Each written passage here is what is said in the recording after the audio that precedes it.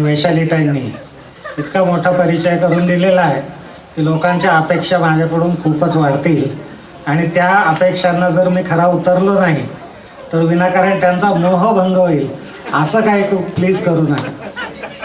मी एक अत्यंत साधारण श्रावक आहे, एक सामान्य कार्यकर्ता आहे, तुमच्या आमच्यासारखाच.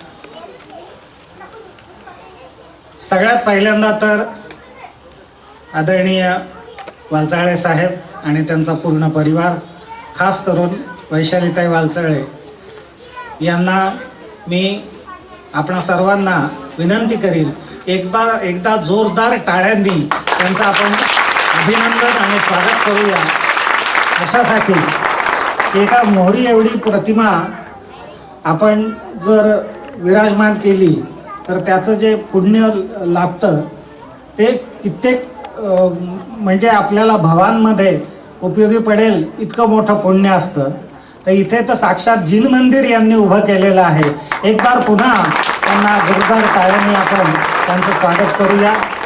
आणि खास तर जिन मंदिर तर बरेच उभे राहतात, जिन प्रतिमा बऱ्याच विराजमान होतात, पण मला खास कौतुक कशाचं वाटलं आणि मी वास्तविक वैशालीताईंचा माझा असा प्रत्यक्ष परिचय फार नाही, आम्ही 1-2 कार्यक्रमात फक्त प्रत्यक्ष भेटलो होतो, तेही म्हणजे जय जिनेंद्र पुरताच आमचा संबंध होता. पण या कार्यक्रमाला आवर्जून येण्यामागचं मुख्य कारण असं आहे की एका शैक्षणिक संस्थेमध्ये त्यांनी मंदिर बांधलेलं आहे आणि तेही दिगंबर जैन वीतरागी भगवंताचं मंदिर त्यांनी बांधलेलं आहे. या एक ओढ, ही जी ओढ होती ती ओढ मला वाशिमपर्यंत घेऊन आलेली आहे. वैशालीताई, आपलं खूप खूप धन्यवाद की आपण इतकं महान कार्य हे केलेलं आहे. ब्रह्मचारी रवींद्रजी यांचं एक फार प्रसिद्ध वाक्य आहे की संस्कार विहीन शिक्षा पतन का कारण होता है. म्हणजे ज्या शिक्षणासोबत संस्कार नाही तर त्या शिक्षणाची काही किंमत नाही, ते पतन होण्याच्याच कारणीभूत राहतात.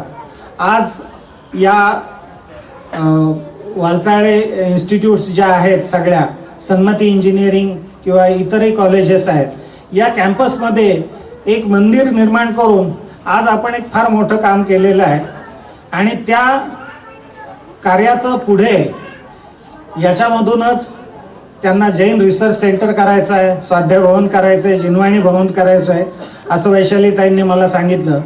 या बाबतीत मी तुम्हाला खास करून सांगू इच्छितो की आपण धर्म आणि लौकिक शिक्षा याची फार मोठी गल्लत करतो. आपल्याला असं वाटतं की धार्मिक क्षेत्रामध्ये आपला मुलगा गेला म्हणजे लौकिक क्षेत्रामध्ये तो पुढे येणार नाही. पण आपल्या सर्वांच्या माहितीसाठी मी तुम्हाला सांगू इच्छितो की अशी अनेक संस्था आहेत, अशा अनेक संस्था आहेत की जिथे लौकिक शिक्षणासोबत धार्मिक संस्कार पण दिले जातात. याचंच जसं हे इंजिनिअरिंग कॉलेज आणि BEd आणि DEd कॉलेज आहे, असंच एक संस्था आपल्या सगळ्यांना मी सांगू इच्छितो, मंगलायतन म्हणून आहे, तीर्थधाम मंगलायतन अलीगडला. आणि त्यांनीही युनिव्हर्सिटीमध्ये मंदिर बांधलेलं आहे.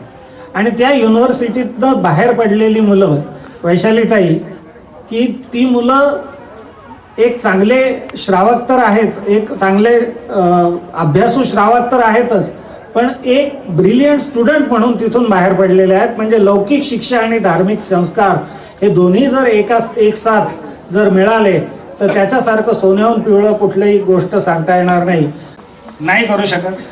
मग जर ज्यांनी ब्रह्मचर्याचं व्रत घेतलेलं आहे अशा महाराजांना जर तुम्ही पादस्पर्श करू शकत नाही तर मग स्त्रियांनी अभिषेक करावा.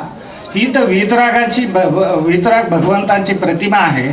त्यांनी जन्मजात 5 बालयती होते आणि उरलेल्या 19 जणांनी ज्या वेळेला त्यांनी दीक्षा घेतली तेव्हापासून ब्रह्मचर्य व्रत घेतलेलं आहे. तर त्यांना आपण अभिषेक कसा करू शकतो? ही जी हिंदू संस्कृतीतनं ज्या आलेल्या, दुसरी एक मी तुम्हाला हे सांगतो, आपले साधे सत्कार घ्या, कुठल्याही मंदिरातला कुठलाही सत्कार घ्या, आपण फुलहार करून सत्कार करतो का? नाही करत. कधीही फुलमाला घालत नाही. आपण मोत्यांच्या माळा घालून यांचं स्वागत करतो. आपले गुरु महाराज किंवा आपले विद्वद्गण कुणीही गवतावरून चालतं का? नाही. अरे या इतका आपण अहिंसेचे इतके पुजारी आहोत, तर मग आपण देवाला फुलं का चढवावीत? हे हिंदू संस्कृतीतून आलेले सगळे प्रकार आहेत. आपण आपल्या जैनत्वाला ओळखलं पाहिजे.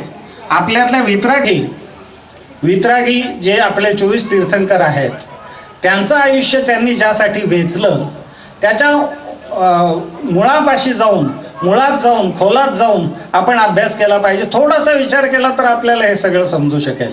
आणि मुळात काय झालेलं आहे की आपण अर्धवट नॉलेजमुळे ना धड हिंदू राहिलेलो आहोत, म्हणजे हिंदू तर नाहीतच आहोत, पण पूजा पद्धतीमध्ये ना धड हिंदू आहोत ना धड जैन आहोत. म्हणून माझा आपल्या सगळ्यांना या प्रसंगी आपण एक प्रण करून जा की वैशालीताईंनी सांगितलं की त्यांना लहानपणापासून स्वाध्याय अवश्य करा. 10 मिनिट, 5 मिनिट, 15 मिनिट, 20 मिनिट अवश्य स्वाध्याय करा आणि मूल ग्रंथाचा स्वाध्याय करा.